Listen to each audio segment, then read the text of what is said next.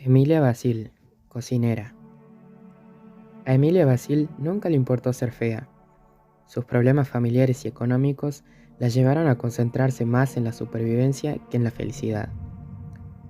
Había nacido en el Líbano en 1911. En los años 40, y por motivos insondables, llegó a la Argentina en un carguero desvencijado y con olor a podrido. Estaba sola. Estaba aburrida de tanto viaje. Estaba desesperanzada. Se instaló en Buenos Aires en una pensión cercana al puerto. Tenía un par de direcciones de libaneses que estaban viviendo en la ciudad, pero nunca los buscó. Tampoco los conocía. La dueña de la pensión, Dora Ramos, fue quien le enseñó las primeras palabras en español. Emilia le pagaba, pero además le ayudaba en la limpieza y, sobre todo, en la cocina. No lo hacía por afecto a Dora, sino por puro cálculo. Sabía que era necesario caerle bien a esa mujer, de la que en parte dependía su futuro. La posadera era una mujer acostumbrada a recibir inmigrantes y tenía, además, la manía de comer. Siempre que aparecía un extranjero, le pedía que preparase platos de su tierra. La comida libanesa resultó ser una de sus preferidas, y Emilia, por ser la cocinera, logró por primera vez en su vida sentirse aceptada. Poco tiempo después, Emilia consiguió empleo en un frigorífico. Le dijeron que era un trabajo para un hombre, pero la pondrían a prueba, como un gesto de amistad hacia la dueña de la pensión, que ya les había advertido acerca de la excepcional fortaleza física de la libanesa. En ese frigorífico de la zona de Barracas, Emilia consiguió su primer amante local, un español bajito y transpirado que hacía lo mismo que ella, cortar las reses en trozos. La relación era clandestina, el hombre era casado, pero Dora Ramos no tardó en enterarse y en recriminarle el hecho de haber elegido un hombre con el cual no tendría chances matrimoniales. Emilia no se molestó en defenderse. Es lo que hay, dijo. Pasaron 10 años. Emilia vivía siempre en la pensión, siempre cocinaba empanadas y guisos árabes. Seguía trabajando en el frigorífico, y acaso tenía otros amantes. Pero un día, en un bar de Constitución, conoció a Felipe Coronel Rueda, un peruano 13 años mayor que ella. Morocho, esmirriado, insignificante. Rueda se acercó a la mesa de Emilia, a quien ya conocía por haberla visto en el frigorífico. El peruano era el encargado de compras en un restaurante céntrico, y cada vez que iba a comprar la carne, se asombraba a ver esa mujer bajita y musculosa, de manos grandes y rasgos pétreos, cortando reses sin levantar jamás la vista de su tabla de trabajo. A Emilia no le gustaba el hombre, pero menos le gustaba la idea de quedarse sola o con amantes que no le servían para formar una familia. Rueda, en cambio, se enamoró a pesar de las bromas de sus amigos, que no podían creer que el tipo se quedara con una mujer fea y 13 años mayor. Se casaron pocos meses después y se mudaron a la casa de la calle Garay al 2200, donde se instalaron un restaurante llamado Yamilé. Ellos vivían en los fondos, lindando con un italiano, José Petrila, soltero, amargado, adusto y arruinado. De hecho, era el anterior dueño de la propiedad, pero a causa de una mala administración de su dinero, había terminado vendiéndose la Rueda. El peruano pagó una parte en efectivo y el resto prometió entregarlo en módicas cuotas. A cambio de haber aceptado la postergación del pago total, Petrila podría vivir a perpetuidad en el último de los cuartos, un lugar oscuro que había sido un depósito. Sin embargo, Petrila estaba a gusto en su posilga. Sentía cierta afinidad espiritual con el lugar, como si él estuviera tan arruinado como su vivienda. Pero lo que más le gustaba era la sensación de encierro absoluto. En su cuarto estaba aislado de la calle, y la calle le producía desde siempre un miedo inmanejable. Salía lo menos posible, solamente para cumplir con sus tareas de destapador de cañerías, y siempre trataba de combinar los horarios para poder volver a casa cuanto antes. A todo esto, su cuarto de la calle Garay le había empezado a interesar por otros motivos. Emilia Basil le gustaba. Era lo opuesto a lo que era él mismo. Es decir, carecía de todos los defectos que a él le hacían la vida intolerable. Ella era decidida, fuerte, iba de frente, no le tenía miedo a nada y no le intimidaba ni la calle ni la prepotencia ajena. Era obvio que podía hacerse cargo de toda una familia, Podría incluso hacerse cargo de él. Aunque muchos dudaban de la fertilidad de la vieja, así le llamaban en la pensión y en el frigorífico, Emilia Basile de Rueda quedó embarazada enseguida.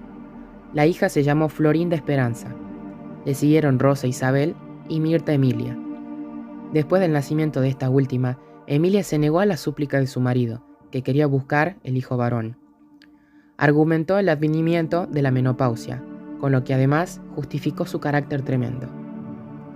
Emilia cocinaba en el yamilé, limpiaba la casa, cuidaba a sus hijas sin el menor asomo de afecto maternal, y a su marido sin ningún gesto de cariño.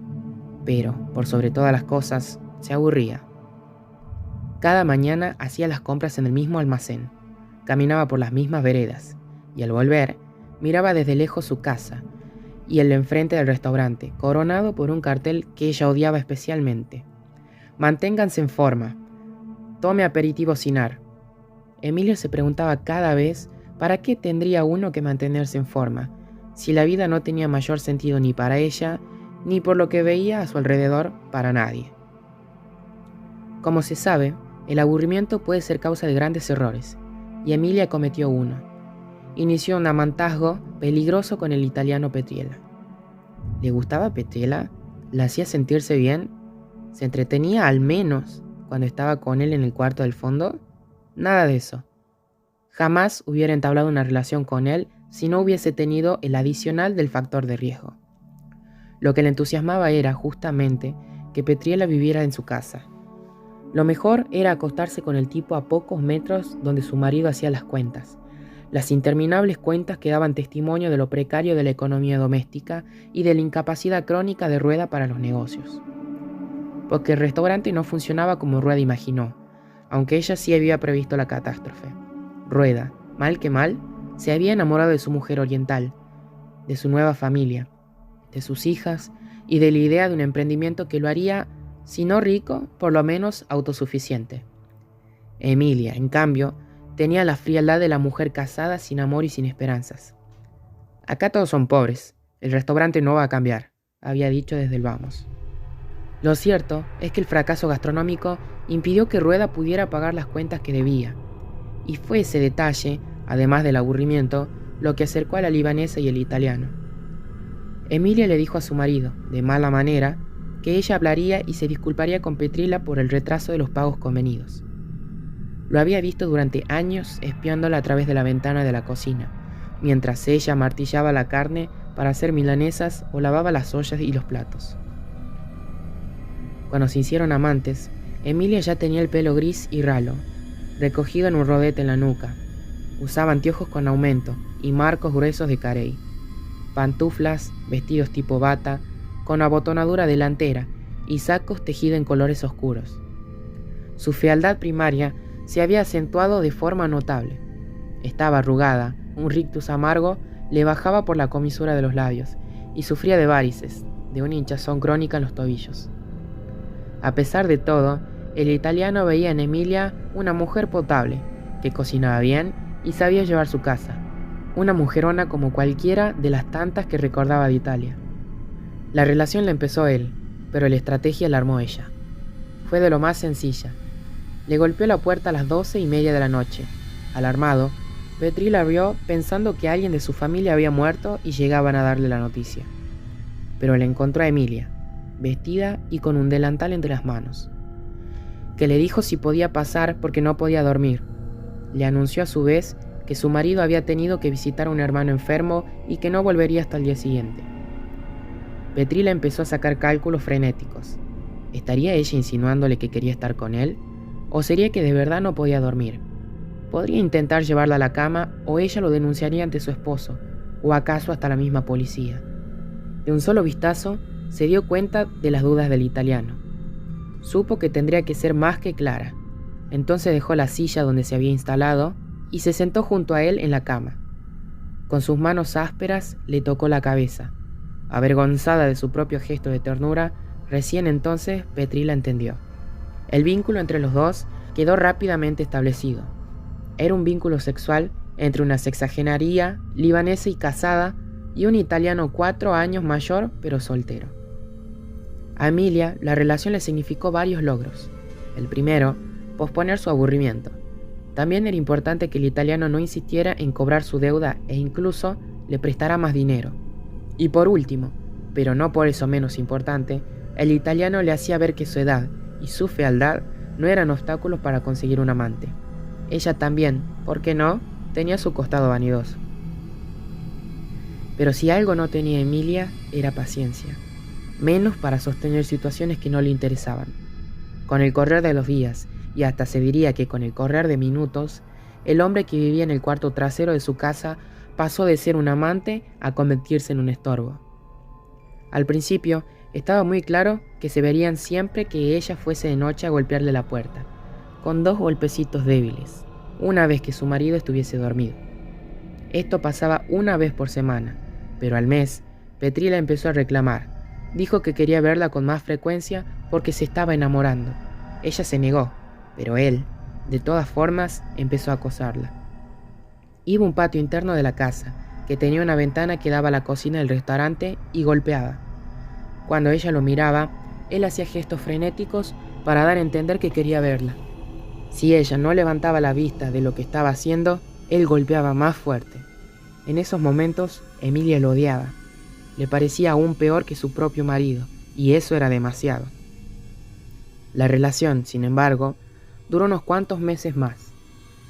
Emilia, no por compasión, sino para darse un margen para pedirle dinero extra, seguía visitando a Petrila y había incrementado la frecuencia de 1 a 2 veces por semana.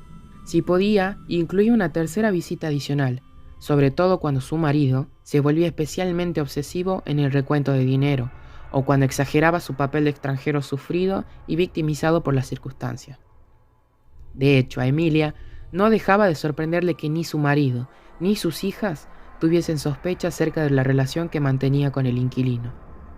Se dio cuenta de que ella misma se había convertido en un engranaje más de su familia, pero no le molestó.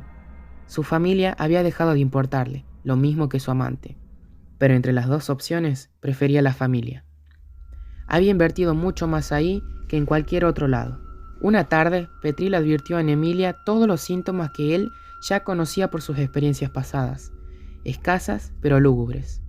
Como otras mujeres, ella lo iba a abandonar.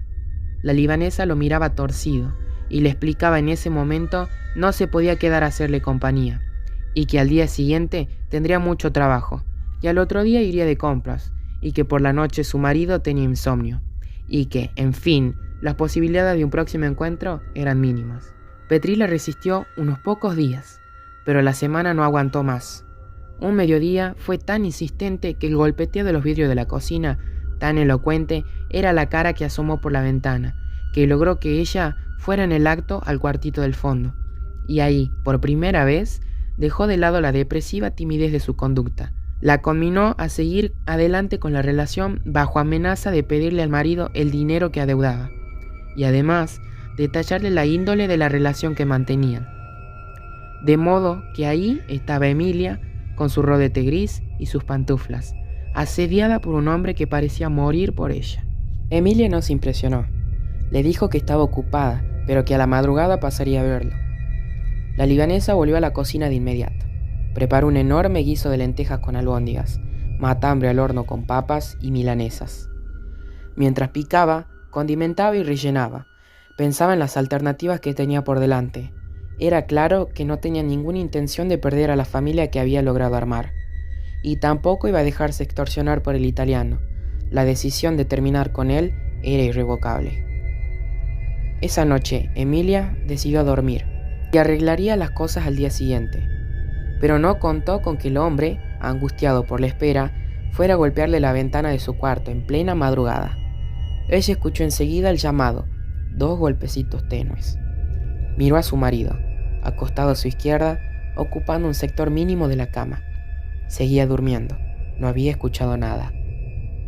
Emilia se levantó de un salto, se calzó las pantuflas cuadrillé, se puso los anteojos y buscó una cuerda de nylon que guardaba en un placard. A todo lo que da, fue a la pieza del italiano. Sabía que si no iba, este despertaría al marido y le contaría todo. Pero también sabía que si cedía terreno, Petrila impondría condiciones y ella tendría que obedecerle o soportar las consecuencias. Se dio cuenta de que estaba en sus manos, pero no podía tolerar estar en las manos de nadie. Nunca se sabrá si ella decidió ahorcar a Petrila la misma noche en la que él la golpeó en su ventana por última vez, o si lo decidió matar la tarde anterior, cuando él la amenazó con contarle la historia de su marido. Lo que sí es seguro es que cuando buscó y encontró la soga, ya había decidido el destino de Petrila. Así que fue al cuarto del fondo y entró por la puerta semiabierta. Se acercó a Petrila, que acaso por un instante tuvo la ilusión de que su amada le tendía los brazos al cuello para abrazarlo. Pero lo que Emilia hizo fue estrangularlo con la cuerda de nylon. El italiano ofreció alguna resistencia, pero no fue suficiente. El factor sorpresa había sido decisivo. Emilia, con la mirada tan fija en el cuello de su amante como en su momento la tuviera sobre las reses que cortaba en el frigorífico, lo mató enseguida. Cuando estuvo segura del crimen, acomodó el cuerpo bajo la cama y volvió a su cuarto. Hacía calor. Era el 24 de marzo de 1973. Emilia se quitó las pantuflas y se metió en la cama con su legítimo esposo.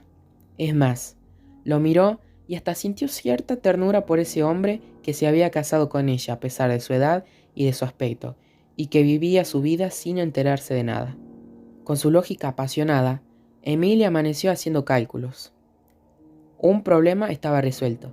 Petrila jamás le contaría nada a su marido. La otra cuestión era complicada de resolver.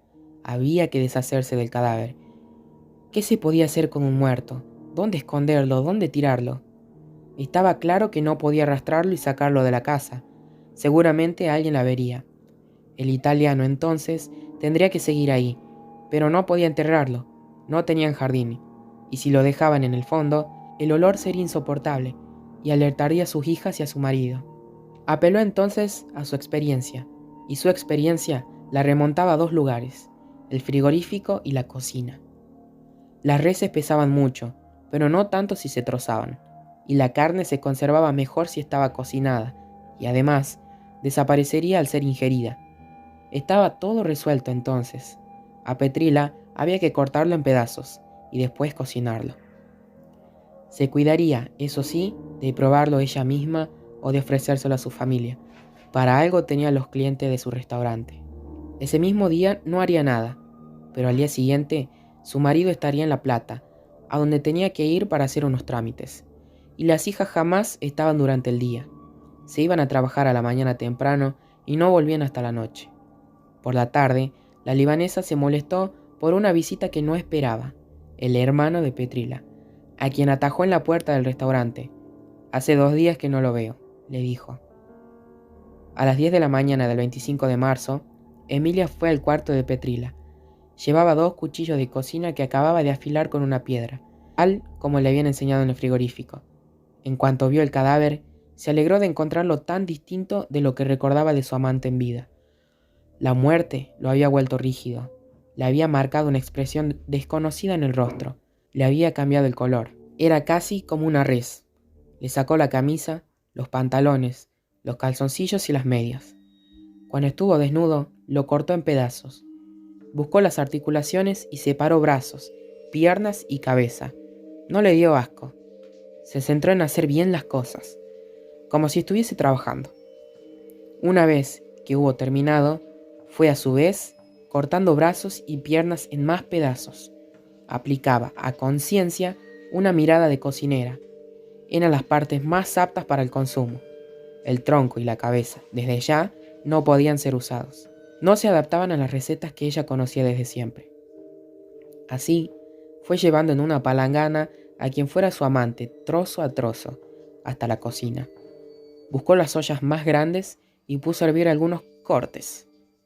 En unas fuentes para horno puso a asar otros. No se olvidó de condimentar todo. Era probable que la carne humana tuviera un gusto diferente y había que evitar que alguien sospechara.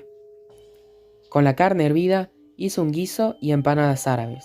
Con la carne asada, un salpicón que llenó de mayonesa y huevo duro picado.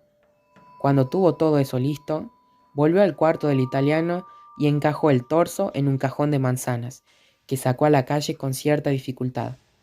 Arriba del torso había puesto cáscara de frutas y diarios viejos.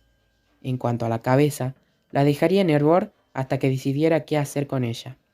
Por alguna razón, no quería sacarla como si fuera basura, tal como hizo con el tronco. Pensó que la cabeza sería fácilmente reconocible, que la cabeza tenía rostro, que la cabeza tenía ojos. Esa noche, acaso por un gesto indirecto de cariño tardío, Emilia preparó pasta, lo cual sorprendió a la familia acostumbrada a comer carne en cada comida. «Si no les gusta, cocinen ustedes, es lo que hay», les gritó Emilia, haciendo un alarde de ánimo sombrío. 3 días más tarde, una vecina entabló una charla de barrio con Rosa Isabel, la hija del medio del matrimonio Rueda. Le hizo advertir que había un cajón de manzanas con basura que despedía un alarmante olor a podrido, y le sugirió llamar a la policía. «Che, ¿no habrá algo raro ahí adentro?», Rosa Isabel, con la excitación de sus 17 años, llamó. Cuando la policía encontró el torso de Petrila, Emilia no había tenido en cuenta un detalle muy porteño. Los basureros jamás levantan un bulto que pese demasiado. Los policías se fueron con el torso, pero una vez en la comisaría, un agente recordó una denuncia de un hombre cuyo hermano había desaparecido sin dejar rastros. Fue a buscar los papeles. El hombre en cuestión, el que se había esfumado de su domicilio, vivía en la misma cuadra donde habían encontrado el torso. Fueron hacia allá. Registraron primero la casa de la vecina a la de los Rueda. No encontraron nada. Después fueron a lo de Emilia. Buscaron en los cuartos, en los baños y en el living, hasta que entraron a la cocina. Lo primero que vieron fue un bulto redondo, como de una pelota, envuelto con papel madera. Uno de los policías lo abrió y lo tiró enseguida sobre la mesada, haciendo un gesto de asco. Era la cabeza. Ya estaba hervida. En cuanto a las empanadas y el salpicón, casi no quedaba nada. Los clientes del Yamilé habían comido una buena parte. Lo primero que hizo Emilia Basil en la comisaría fue negar todo, pero cuando las evidencias la apabullaron, contó cada movimiento, con todo detalle. No lloró, no dijo que estaba arrepentida, y no se quebró. Su abogado le dijo que alegara defensa propia. Ella obedeció. En una nueva versión de los hechos, explicó que fue su amante quien quiso estrangularla con una cuerda de nylon, y que ella logró arrancársela de las manos y ahorcarla a su vez.